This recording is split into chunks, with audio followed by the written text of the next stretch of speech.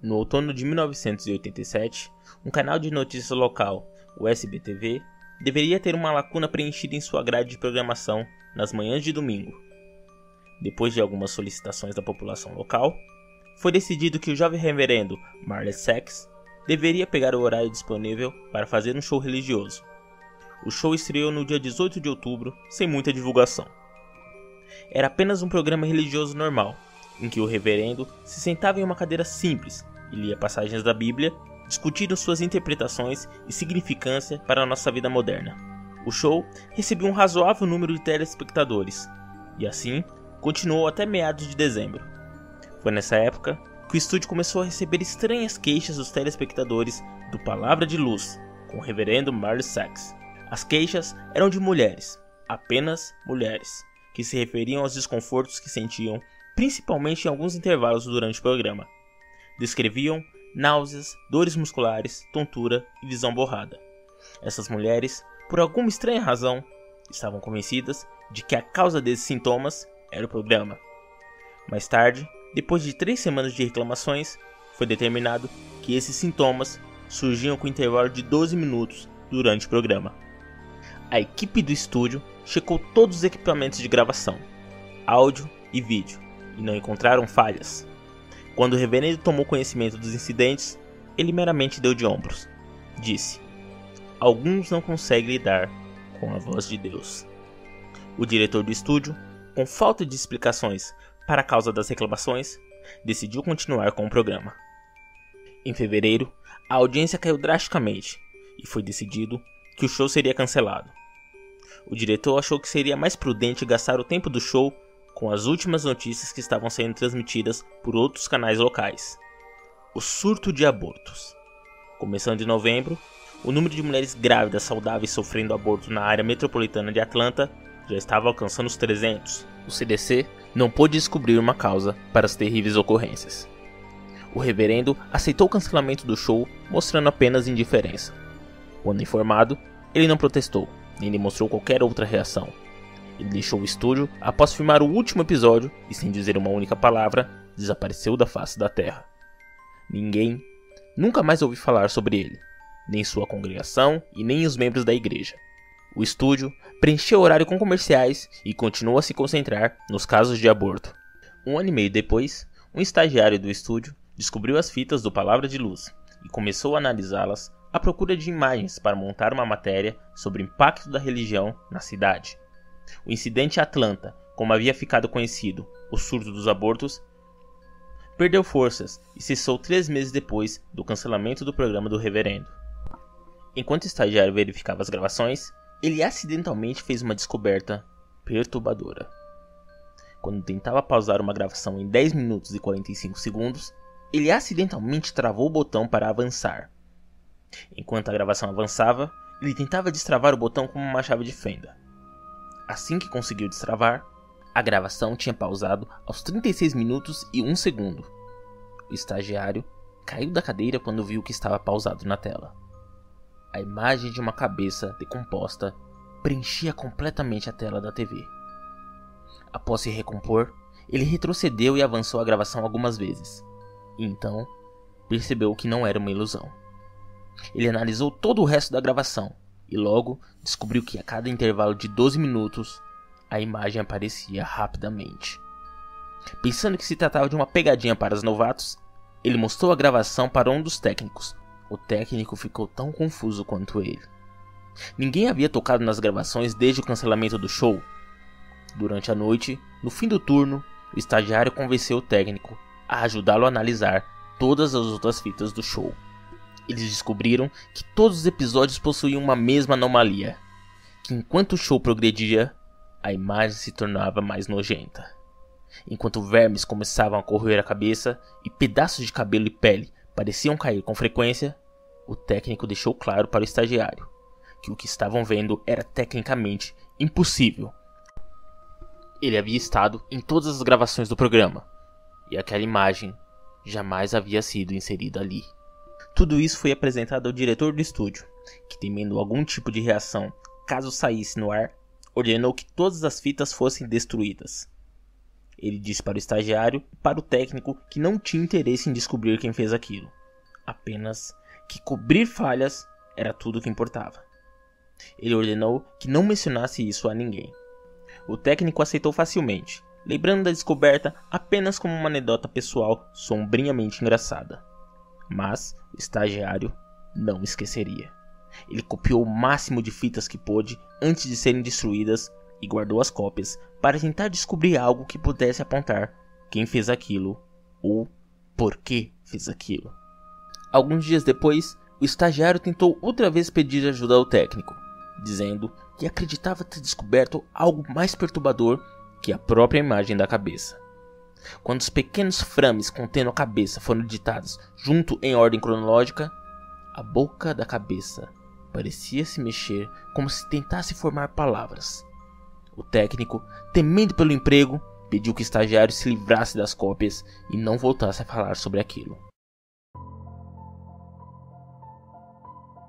Uma semana depois, a polícia respondeu um chamado de emergência, feito por uma senhora em um dos subúrbios de Atlanta ao anoitecer.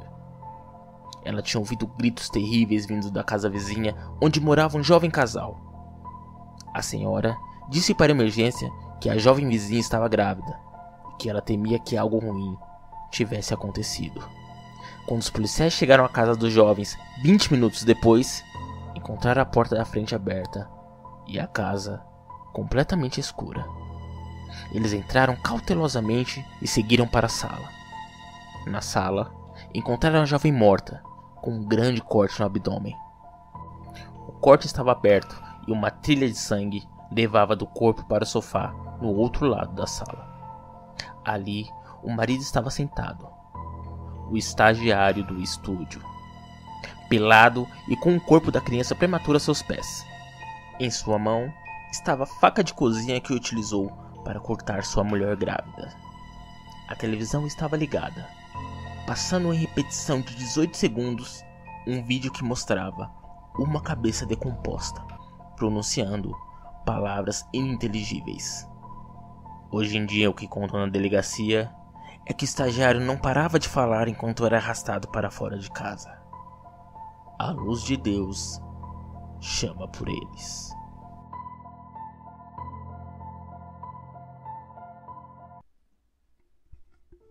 Durante minha infância, minha família era como uma gota d'água em um rio grande. Nunca ficava no mesmo lugar por muito tempo. Nós nos estabelecemos em Rhode Island, quando eu tinha 8 anos, e lá ficamos até eu entrar para a faculdade. A maioria das minhas memórias estão enraizadas lá, mas existem fragmentos no fundo do meu cérebro que pertencem a várias casas em que vivemos quando eu era ainda mais novo. A maioria dessas memórias são sem sentido e não estão claras. Perseguindo um garoto no quintal de uma casa na Carolina do Norte, tentando construir uma jangada para flutuar no lago atrás do apartamento que alugamos na Pensilvânia. E por aí vai. Mas tem um conjunto de memórias que eu me lembro de forma clara como a água, como se tivesse acontecido ontem. Eu constantemente fico divagando se essas memórias não são apenas sonhos lúcidos produzidos por uma longa gripe que tive naquela primavera. Mas no fundo do meu peito eu sei. Elas são reais. Nós estávamos vivendo em uma casa nos arredores da metrópole de New Viner. População 643.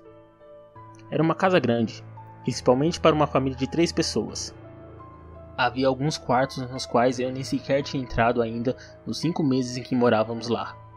De certa forma era desperdício de espaço, mas era a única casa disponível no mercado naquela época. Pelo menos, era 1 hora de distância do trabalho do meu pai.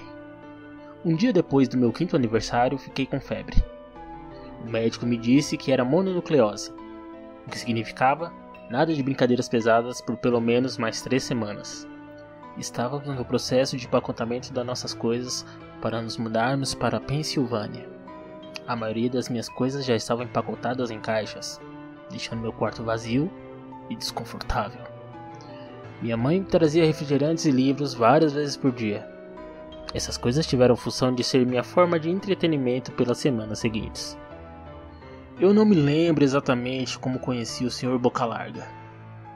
Acho que foi tipo 1 semana depois de eu ter sido diagnosticado com a doença. Minha primeira memória da pequena criatura foi perguntar se ele tinha um nome. Ele me disse para chamá-lo de Sr. Boca Larga. Pois bem, ele tinha boca larga. De fato, tudo nele era largo em relação ao seu corpo. A cabeça, os olhos, as orelhas pontudas, mas sua boca era de longe a mais larga. Você parece um Furby, eu disse enquanto ele olhava um dos meus livros. O que é um Furby? Perguntou ele. Eu encolhi os ombros. Você sabe, o brinquedo.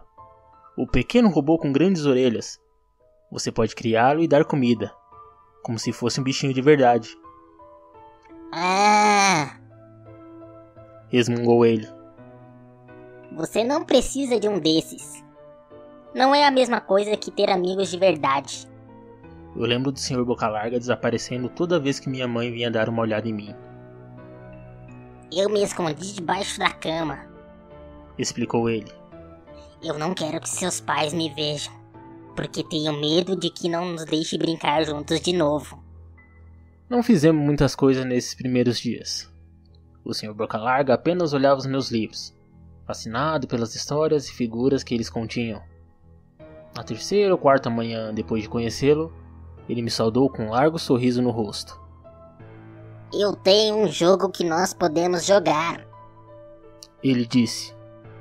Mas seus pais não podem nos ver jogar. É um jogo secreto. Depois que minha mãe me entregou mais livros e refrigerante, o Sr. Boca Larga saiu debaixo da minha cama e puxou minha mão. Nós temos que ir pro quarto no fim do corredor. Ele disse. Eu protestei de início, pois meus pais haviam me proibido de sair da cama sem permissão deles. Mas o Sr. Boca Larga persistiu até eu ceder. O quarto em questão não tinha móveis ou papel de parede. Seu único traço característico era a janela em frente à porta. O Sr. Boca Larga disparou pelo quarto e abriu a janela com um puxão firme. Então me chamou para olhar o chão lá embaixo. Nós estávamos no segundo andar de casa, mas era sobre uma colina, e por esse ângulo a queda era mais longa do que o esperado pela inclinação. Eu gosto de brincar de fingir aqui em cima. O Sr. Boca Larga explicou. Eu finjo que tem um grande e fofo trampolim lá embaixo da janela. Se você fingir bem forte, você quica de volta pra cima bem alto. Eu quero que você tente. Eu era apenas um menino de 5 anos de idade febril. Então apenas um pouquinho de ceticismo passou pela minha mente enquanto eu olhava lá para baixo. É uma queda um pouco alta, comentei. Mas tudo faz parte da diversão. Ele disse. Não seria divertido se fosse uma queda curtinha. Se fosse assim, você poderia muito bem pular de um trampolim comum. Eu brincava com a ideia na minha cabeça, imaginando-me cair através do vento frio, para então quicar em algo invisível aos olhos nus e voltar para a janela. Mas o realismo prevaleceu em mim. Talvez uma outra hora, tá bom? Eu disse. Acho que não tenho tanta imaginação assim. Eu posso me machucar. O rosto dele se contorceu em um rugido, mas apenas por alguns segundos. A raiva deu lugar ao desapontamento. Ah, se você diz... Passou o resto do dia debaixo da minha cama, calado, feito um ratinho. Na manhã seguinte, o Sr. Boca Larga chegou segurando uma pequena caixa. Eu quero te ensinar malabarismo. Ele disse. Aqui estão algumas coisas que você pode usar para praticar antes que eu comece a te dar lições. Eu olhei a caixa. Estava cheia de facas. Meus pais vão me matar, eu disse horrorizado. Eles vão me bater e me deixar de castigo por 1 ano. Ele franziu a testa. É divertido fazer malabarismo com isso. Eu quero tentar. Eu empurrei a caixa para longe. Não posso. Vou me meter em encrenca. O franzir da testa do Sr. Boca Larga se tornou uma carranca. Ele pegou a caixa de facas e foi parar debaixo da cama. E eu comecei a pensar na frequência com que ele ficava lá. Com isso, comecei a ter problemas para dormir. O Sr. Bocalarga me acordava no meio da noite, dizendo que ele havia colocado um trampolim de verdade abaixo da janela, o qual eu não poderia ver porque estava muito escuro. Eu não cedia, mas ele ficava insistindo. Ele já não era mais tão legal para brincar. Minha mãe entrou no quarto uma manhã e disse que eu tinha permissão para dar uma volta lá fora. Ela pensou que um pouco de ar fresco seria bom para mim, especialmente depois de ficar confinado no meu quarto por tanto tempo. Entusiasmado, coloquei meu tênis e disparei para a porta dos fundos, gritando de alegria por sentir de novo o sol em meu rosto. O Sr. Bocalarga estava esperando por mim. Tem uma coisa que quero que você veja. Ele disse. Devo ter olhado estranho, porque ele disse. É seguro. Eu prometo. E eu segui até o começo da trilha estreita que adentrava a floresta atrás da minha casa. Esse caminho é muito importante. Ele me explicou. Eu tenho muitos amigos da sua idade. Quando eles estão prontos, eu os levo para dentro dessa trilha, para um lugar muito especial. Você não está pronto ainda, mas um dia eu espero que você esteja. Eu voltei para casa me perguntando que tipo de lugar podia haver dentro daquela trilha. 2 semanas depois de conhecer o Sr. Bocalarga, a última demanda das nossas coisas estavam sendo colocadas em caminhão de mudanças. Eu estaria dentro da cabine daquele caminhão sentado perto do meu pai pela longa viagem. Eu considerei contar ao Sr. Bocalarga que estava partindo, mas, mesmo aos 5 anos de idade, eu suspeitei que a criatura tinha intenções não muito boas comigo. Então mantive a partida em segredo. Meu pai e eu estávamos no caminhão às 4 da manhã. Ele esperava chegar na Pensilvânia por volta do almoço. Com a ajuda de uma carga infinita de café e um pacote de energéticos, parecia mais que ele iria correr uma maratona do que passar o dia todo na estrada. É cedo o suficiente para você? Ele perguntou. Eu acenei minha cabeça contra o vidro, esperando dormir algumas horas antes do sol nascer. Senti a mão do meu pai no meu ombro. Essa é a última mudança, filho. Eu prometo. Sei que tem sido difícil para você, por ter ficado tão doente. Assim que papai for promovido, poderemos sossegar e você irá poder fazer amigos. Abri meus olhos assim que o veículo começou a se mover. Vi a silhueta do Sr. Bocalarga na janela do meu quarto. Ele permaneceu em pé, sem demonstrar qualquer emoção, até o caminhão entrar na estrada principal. Então ele me acenou com as mãozinhas pequenas e com uma faca em uma delas. Eu não acenei de volta.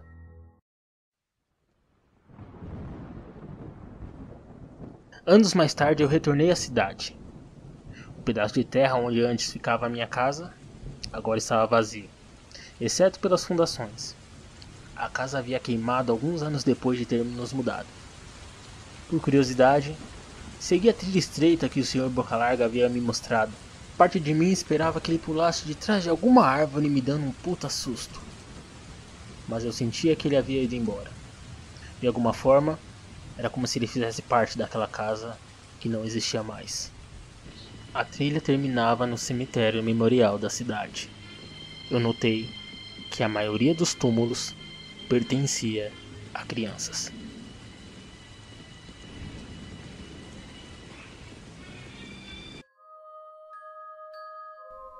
O livro não parecia particularmente assustador. Não havia ilustrações ameaçadoras na capa. Não havia frases de agouro. Era apenas totalmente vermelho com letras douradas que diziam: O Conto de Holly Polly. Eu nunca havia visto o livro até que Ginny o tirou de sua prateleira. Pode ser que tenha sido deixado para trás pelos moradores anteriores. Tínhamos nos mudado para a vizinhança há não mais que um mês. Ginny já estava debaixo das cobertas quando abri o livro. Com 6 anos, estava aprendendo a ler, e eu nunca precisava persuadi-la para ir dormir se prometesse ler uma história. Bem, quase nunca. Princesas era sua mais nova obsessão, e já tínhamos lido quase todos os clássicos como Cinderela e A Bela Adormecida. O Conto de Holly Polly era uma exceção da sua lista usual. Tem certeza que quer essa história, Chuchu? Ginny bocejou. Sim, papai. Dei de ombros e comecei a ler. A haviam 2 crianças como você, mas esses eram moleques, um chamado Hugh e o outro chamado Jack. Os 2 meninos estavam no quarto, pois não havia nada para fazer. Estavam entediados, precisavam de algo para se entreter. Havia uma ilustração de 2 meninos em um quarto, com papel de parede de beisebol. Pensaram, bufando e suspirando, até que Hugh disse: "Chega, eu queria estar brincando." "Vamos jogar um jogo, quero acabar com essa palhaçada."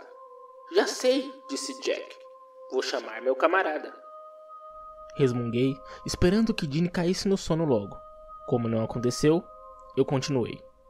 Jack pegou o livro e disse as palavras escritas em um lindo traço. "Venha, venha, meu amigo, seu velho bobo palhaço." Com um vapt-vupt e um alto ban, Rolly Polly chegou, falando tchan tchan tchan tchan. Havia uma enorme figura que deixava os meninos parecendo 2 anõezinhos. O homem estava vestido em roupas clássicas de palhaço, colarinho, maquiagem branca e lábios vermelhos. "Como estão?" disse o palhaço. "Eu vim para brincar." Então Hugh exclamou: "Quem é esse miolo mole?" "Não tenha medo, não seja mal educado," falou Jack. "É apenas o Rolly Polly." "O que podemos fazer?" Hugh disse com um pinote. Enquanto isso, ele ia tirando seus brinquedos do caixote. Haviam jogos e brinquedos sem fim, diversão que ia a fundo, um microfone, um trampolim. Parecia coisa de outro mundo. "Ah não," disse o palhaço, "isso aí é coisa de Jacu. Vamos jogar algo bem melhor. Que tal começarmos com esse voodoo? Venham comigo, meus amigos, pois minha casa é uma mansão. Vale ter tudo o que precisam.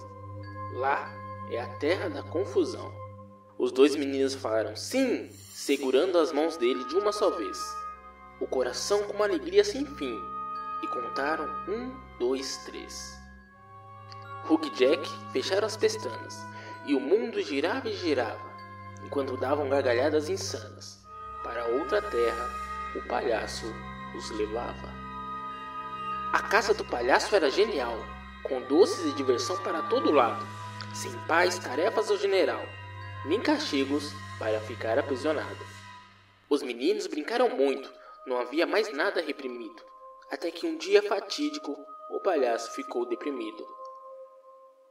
"Rolly Polly, qual o problema? Como podemos te ajudar?" Já estavam até com pena, e aquilo estava a lhes preocupar. "Me desculpem," o palhaço foi sucinto. "Me perdoem de coração. Eu só estou muito faminto." E sua barriga rugiu como um trovão. "Você gostaria de um sorvete? Tem de morango e de abacate. Mas se disso não gostar, também temos de chocolate." Mas o palhaço disse que não, pois doía sua barriga. Pegou Hugh de supetão e disse: "Acho que você será minha comida." Meu estômago se embrulhou quando vi o que tinha na página a seguir. Fechei o livro imediatamente. Acho que é hora de dormir, princesa." Ginny tentou protestar, mas seus olhos já estavam pesados. "O que acontece com o menino, papai?" Dei um beijo em sua testa e desliguei a luz. Desci as escadas e enchi uma taça cheia de vinho antes de reabrir o livro. Na página em que havia parado de ler tinha uma ilustração grotesca. O palhaço segurava um dos garotos acima de sua cabeça e havia mordido todo o lado esquerdo dele. Seus dentes pontudos haviam arrancado pedaços rosas de carne e sangue escorria por seus lábios manchados de vermelho. Os olhos do garoto estavam fechados, seu rosto, molhado de lágrimas, congelado em uma expressão de eterna agonia. Incentivado por uma curiosidade mórbida, eu continuei a ler. Bem alto foi como Rolly Polly segurou aquele menino. Deu uma mordida e pensou como era macio o pequenino. Ele mascava e mordia, engoliu e mordiscou. E quando não sobrou mais nada, bem alto ele arrotou. Olhou em volta e percebeu que Jack tinha sumido. Isso significava que era hora de começar a ser perseguido. Jack se agachou e disparou. Correu como um ratinho. Rolly Polly dava risada. Volte aqui, garotinho. Esse lugar dá muitas voltas. E também é muito grande. Não tem como ir embora. Você vai ver que até expande. O palhaço estava certo, mas o menino podia tentar. Jack correu para fugir, mas não havia como escapar. O garotinho se cansou, respirando arrastado. Roly Poly o alcançou, soando muito animado. De todos você é o mais durão, por isso você será assado. E colocou em um enorme gancho. Tadinho, ficou pendurado. A criança gritava e berrava. Seu mentiroso, feio, gordo e bobo. O palhaço lambia os beiços, enquanto acendia o fogo. Virei a página. O garoto estava pendurado em um gancho em cima de um buraco com muito fogo. Algumas partes de seu corpo estavam queimadas e chamuscadas pelas chamas. O palhaço atiçava o fogo com um grande graveto. Com a outra mão, o palhaço acenava para o leitor e sorria com seus enormes dentes afiados. O palhaço estava tão contente. Essa carne suculenta era um presente. O cheiro estava tão bom que era quase um convite. Pelo menos esse é o meu palpite. Bon apetite. O livro acabava assim. Senti a bile subindo pela minha garganta. Quem seria o louco de escrever um livro com esse tipo de conteúdo? Provavelmente era um escritor fajuto esperando um pouco de notoriedade. Seja lá quem fosse, deixou um gosto ruim em minha boca. Terminei meu vinho e joguei o livro no lixo. Acordei cedo no dia seguinte e peguei o jornal que estava jogado em nossa varanda. Era domingo, mas não sou de dormir até tarde. Comecei a passar o café quando vislumbrei o cabeçalho da manchete. Meu coração parou. 5 anos de desaparecimento dos 2 meninos locais.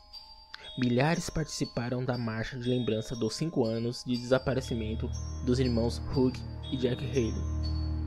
Os irmãos, que tinham 6 e 8 anos, foram sequestrados do seu lar no dia 7 de janeiro de 2012. A polícia emitiu um novo pedido por informações nessa semana. Corri para a rua para retirar o livro da lata de lixo. Talvez quem tivesse escrito aquela coisa soubesse algo sobre o desaparecimento dos meninos. Eu tinha que pelo menos entregar esse material doentio para a polícia. Meu estômago despencava enquanto eu revirava o conteúdo do lixo. O livro havia desaparecido. Um pânico primordial ecoava em meu peito enquanto subia as escadas em direção ao quarto de Ginny. Uma folha de papel amassada estava sob sua cama vazia e desarrumada.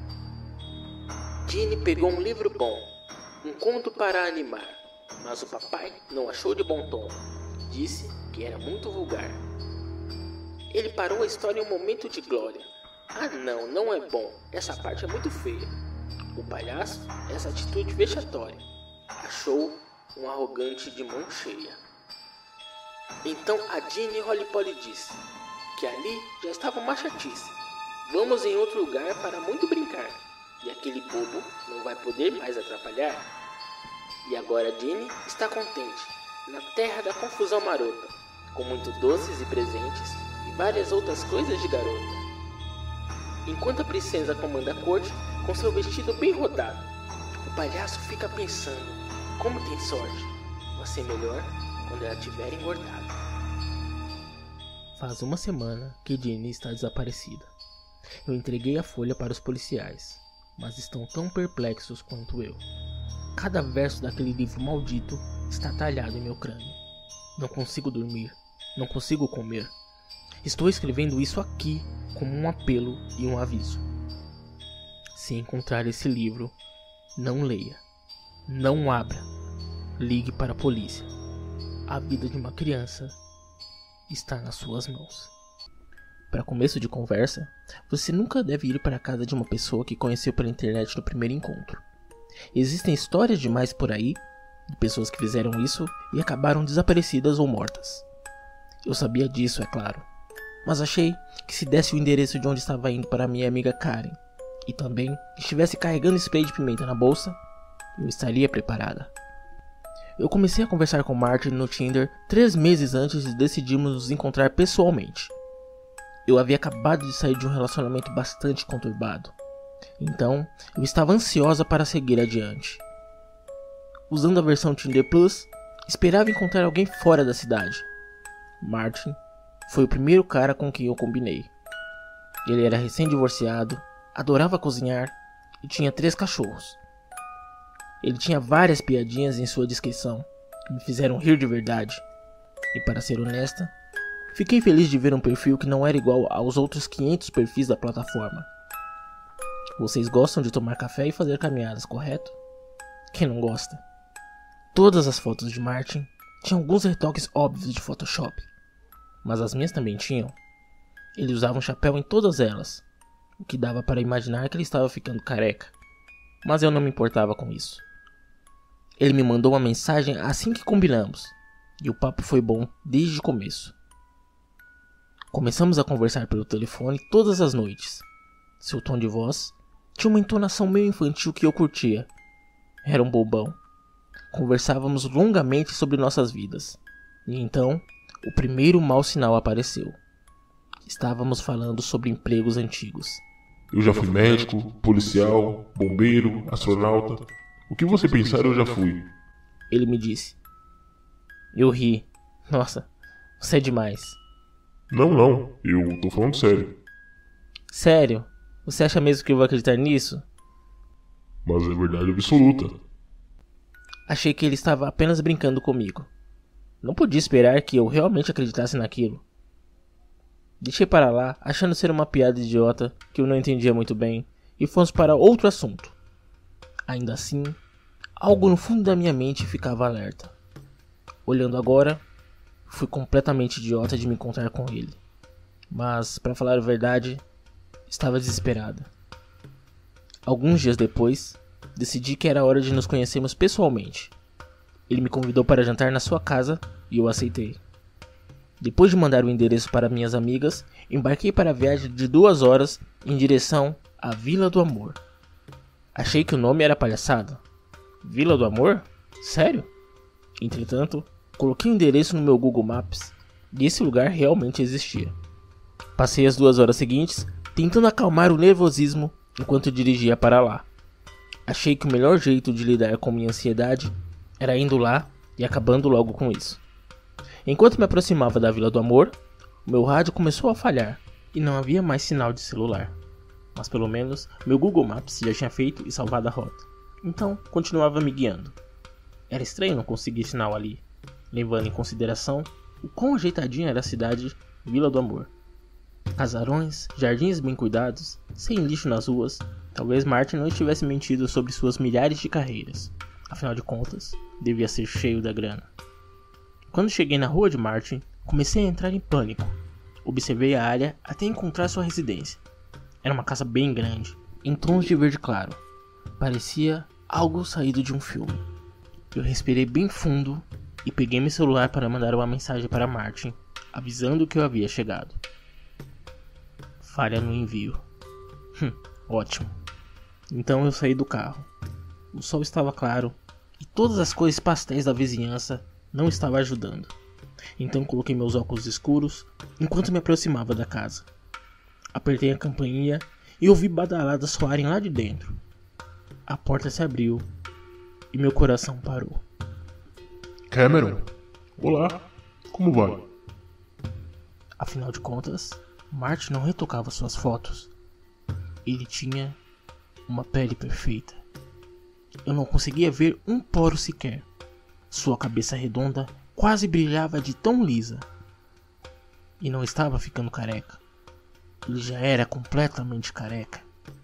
O sol refletido em sua cabeça poderia ter me cegado caso eu não estivesse usando óculos escuros. Ele usava uma camiseta polo, rosa bebê e calças jeans azul claras. Não era um estilo que eu particularmente gostava, mas ele deve ter me achado parecida com uma prostituta. Vida que segue. Estou ótima, Martin. E você? Nunca estive melhor. Martin tinha um sorriso enorme e brilhante no seu rosto. Entre. Soltei o ar dos pulmões lentamente e entrei em sua casa. Era decorada perfeitamente. Tons pastéis por todos os cantos, o que parecia ser o tema da cidade. Era estranho, mas não estava lá para argumentar contra a gente rica. Por que não senta no sofá? O jantar está quase pronto. Me sentei no sofá, tirei meus óculos e e chequei meu celular. Ainda estava sem sinal. Vocês não têm área de cobertura muito boa por aqui, né? Não, fica sempre sumindo. Ele gritou da cozinha. Isso não fazia sentido. Nós tínhamos conversado pelo telefone várias vezes e as ligações nunca haviam caído ou sequer falhado. Mas não é como se eu pudesse culpá-lo por isso. Ele não controlava o sinal de telefone, não é? Fiquei tamborilando os dedos na tela do celular enquanto esperava a Martin voltar. Então, como foi a viagem? Martin se sentou em uma cadeira ao meu lado. Foi boa, eu estava escutando algumas músicas que eu não escutava há algum tempo. Então passou rápido. Olhamos um para o outro e sorrimos. Comecei a examinar seu rosto mais de perto. Eu não havia notado antes, enquanto usava os óculos escuros. Mas tinha algo estranho. Percebi que ele estava me encarando enquanto eu examinava. Então comecei a falar. Ah, os seus cachorros. Onde estão? Estão aqui no quintal. Não queria que ficassem pulando em você. Ele deu uma risadinha. Ah, mas eu não me importo, eu amo animais. Novamente, olhamos um para o outro e sorrimos. Quanto mais eu olhava para ele, mais ficava com a sensação de que tinha algo errado. Algo em seu rosto. Definitivamente era estranho. Mas eu não conseguia definir o que era. Quase parecia ser feito de plástico. Eu devia estar encarando por tempo demais, pois Martin acabou quebrando o silêncio. Tudo certo? Ah, sim, eu só... Um plim alto ecoou pela casa. Dei um pulo levando o susto. É o jantar. Vou colocar os pratos na mesa e já volto. Martin se levantou e voltou para a cozinha. Comecei a examinar a sala de estar, absorvendo os detalhes. Um relógio de pêndulo, uma mesa de centro, luminárias, vasos e plantas. Notei que não havia uma TV. Algo que não daria muito certo se nossa relação se desenvolvesse. Olhei para a parede e vi uma foto de Martin pendurada. Ele vestia um uniforme policial. Havia uma verdade em sua piadinha então. Martin voltou e me encarou. O jantar está servido. Eu segui até a sala de jantar, onde ele havia arrumado a mesa com pratos, cada um de uma extremidade da mesa. No centro da mesa, havia uma travessa de prata com uma tampa. Sentamos cada um de um lado e Martin colocou um babador em seu pescoço. Eu não conseguia parar de olhar para o seu rosto. Tinha algo realmente estranho ali. No começo eu me sentia grosseira por encarar, mas eventualmente eu já nem ligava mais. Havia algo de errado. Algo que eu nunca havia visto antes. Ele parecia um boneco, um robô, algo não orgânico. Martin esticou o braço até a travessa e colocou a mão na alça. Olhou para mim e sorriu. Bon appétit. Levantou a tampa e meus olhos se arregalaram. Bifes, ervilhas, milho, batata, pizza, frango, hambúrguer, cachorro-quente, macarrão, maçãs, bananas, alface, tomates, sorvetes, bolos e biscoitos. Tudo feito de plástico. Versões em miniaturas, aquelas encontradas em kits de culinárias de brinquedo. Eu comecei a rir. Martin começou a colocar os brinquedos em seu prato e eu não conseguia parar de rir. Martin também começou a gargalhar, uma risada muito mais agressiva que a minha. Sua risada era alta e dura. Enquanto seu riso crescia, o meu diminuía. E fiquei lá sentada, sem expressão no meu rosto.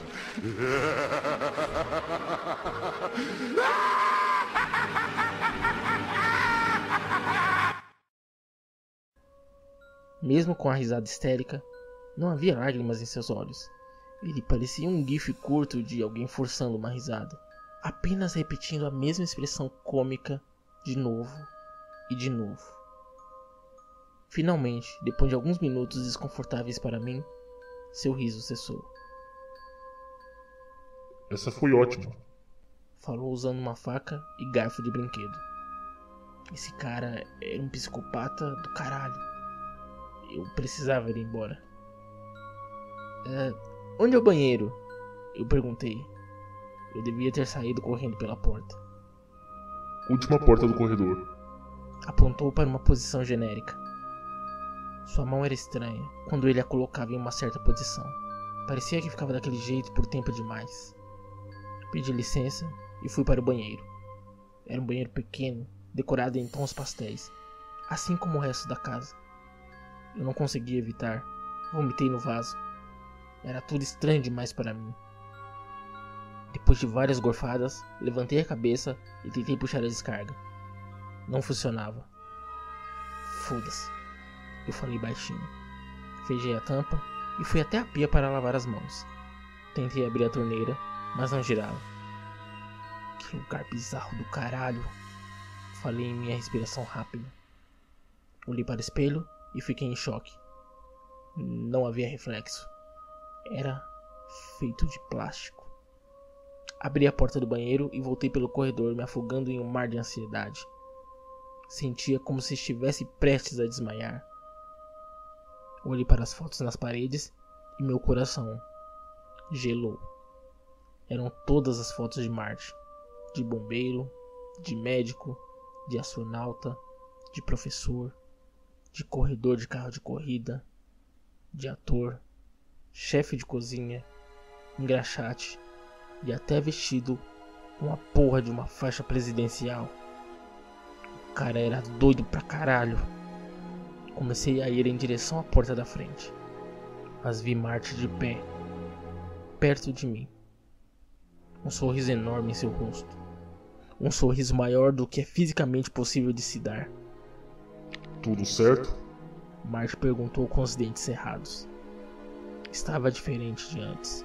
Ou eu estava alucinando, ou ele estava mudando diante dos meus olhos. Suas sobrancelhas estavam mais grossas, quase como se fossem pintadas. Seus olhos pareciam suavizados, como se o brilho e detalhes houvessem desaparecido. Não respondi. Me virei e fui para o outro lado. Fui até o final do corredor, onde havia visto uma porta de vidro. E era vidro de verdade. Abri e saí sem pensar para o quintal. No chão, haviam 3 cachorros. 3 cachorros de plástico. Minha respiração ficou ofegante. Meus olhos se encheram de lágrimas. Eu só queria ir para casa. Olhei em volta, procurando um jeito de sair de lá. Não tinha saída. Me virei de novo para a porta de vidro e Martin estava lá parado. Tudo certo, Cameron? Ele ainda estava sorrindo. Sua pele plástica brilhava como se estivesse coberta de óleo. Eu gostaria de ir embora, eu falei com uma expressão de dor. Martin deu um passo em direção à grama. Tudo certo? Eu não tô me sentindo muito bem, eu quero ir para casa. Martin continuou se aproximando. Alarmes pareciam soar na minha cabeça. Peguei o spray de pimenta na bolsa e estiquei em sua direção. Quando continuou a se aproximar, lancei um jato em seu rosto. Mas isso não parou. Ele continuava a andar na minha direção. Seu rosto mudou para a expressão de raiva. Seu sorriso parecia literalmente estar apenas de cabeça para baixo. Colocou uma mão no meu ombro e eu gritei dando um soco na sua cara com toda a força que eu tinha. A cabeça de Martin caiu. Não caiu simplesmente. Caiu como um pop. Um barulho alto e curto, como se estivesse desencaixado da pressão. Havia um buraco abaixo de sua cabeça e no corpo um pino longo onde devia estar o pescoço. Berrei bastante. Seu corpo vagava cegamente procurando a cabeça. O tempo de pensar tinha acabado. Corri de volta para casa, direto para a porta. Enquanto saía, pude jurar ouvir os 3 cachorros latindo. Peguei minhas chaves dentro da bolsa e entrei no carro o mais rápido possível. Tentei usar o GPS para sair de lá, mas não conseguia o sinal 3G. Vaguei com o carro procurando a ajuda de alguém ou placas enquanto chorava. Não havia ninguém nas ruas. Finalmente, encontrei um posto de gasolina e corri para dentro da lojinha, esperando encontrar por algum funcionário. Limpei as lágrimas e entrei na loja de conveniência. Era bem pequena, menor do que qualquer lojinha que eu já havia visto na vida. Procurei por um caixa ou por um cliente, mas não tinha ninguém. Enquanto olhava ao redor, vi itens normalmente encontrados em qualquer posto de gasolina. Salgadinhos, doces, refrigerantes, cigarros, comidas congeladas. Todos eram apenas adesivos. Toda a prateleira e toda a parede era coberta de adesivos para parecer com aqueles produtos. Novamente, saí correndo de lá. Eu não ligava mais. Saí dirigindo feito capeta fugindo da cruz. Na contramão, por cima de jardins, eu não ligava. Só queria sair daquela maldita vila do amor. Não havia uma alma viva nas ruas. Finalmente reconheci uma estrada e segui por lá. Vários minutos depois, consegui sair da cidade para a rodovia. Estava em alta velocidade saindo e voltando para minha pista. Era difícil ver entre as lágrimas contínuas. Segui assim por muito tempo, até me acalmar e consegui estacionar no acostamento. Peguei meu celular esperando conseguir sinal e finalmente a barrinha estava cheia. Haviam 47 mensagens de textos e 52 ligações perdidas de Karen. Falou que estava prestes a ligar para a polícia. Ela havia escrito algo que fez meu estômago se revirar. O endereço era falso. Como assim falso? Eu respondi na mensagem. Não podia ser. Eu tinha colocado no Google Maps e havia me mandado diretamente até Marte. Até a Vila do Amor. Não podia ser falso. Coloquei o endereço novamente no Google Maps para conferir o que eu já tinha certeza. Mas, para minha surpresa, não havia resultados. Meu coração acelerou enquanto eu recebia aquela novidade. Todas as evidências da existência daquele lugar haviam sumido. Não podia ser real. Eu não entendi o que tinha acabado de acontecer comigo. Nada parecia real. Um cara falso e uma cidade falsa. A experiência mais aterrorizante da minha vida, e eu não tinha nenhuma prova de que realmente tinha acontecido. Pensei em voltar para tirar fotos do lugar, para ter uma prova de que não era loucura. Mas a ideia de me forçar a reviver aquele pesadelo me deu vontade de vomitar. Fechei os olhos e respirei fundo. Acima de tudo, estava feliz por voltar para casa, para um lugar onde as coisas fazem sentido. Não sei quanto tempo fiquei parado de olhos fechados, com as mãos no volante, até que meu celular vibrou no meu colo. Desbloqueei a tela, esperando ser uma mensagem de Karen. Mensagem de Marte. Eu só queria te avisar.